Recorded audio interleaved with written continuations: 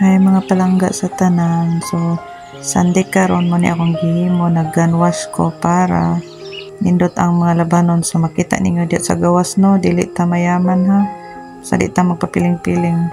So sobra ka mga judgmental diha ha. Hinahinayan inyong mga babaron dili na ako natabasan inyong dila. Mo lang sana atong gibuhat karon para gwapo kay atong mga nilaban limpyo. So inana nakita ninyo des gawas, di ba? Mo nang mga nilaban ni inahan diya. Mo na akong trabaho karong adlaw kay kusog kayong ulan perme.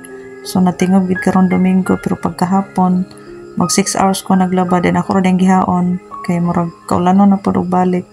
So makita ninyo diha atong mga kayamanan diha sa kadaplinan. So pasensya gid kay sa atong mga lugar-lugar diha nga diri sa First Forest nato ba. Makita pa na ninyo diyang monkey diha sa kilid ug maura na atong labanon ug nahangir na diha ni inahan ug mao na diha pawal ang judgmental. Ug maura to. God bless everyone. We love you. Keep safe and God bless you all.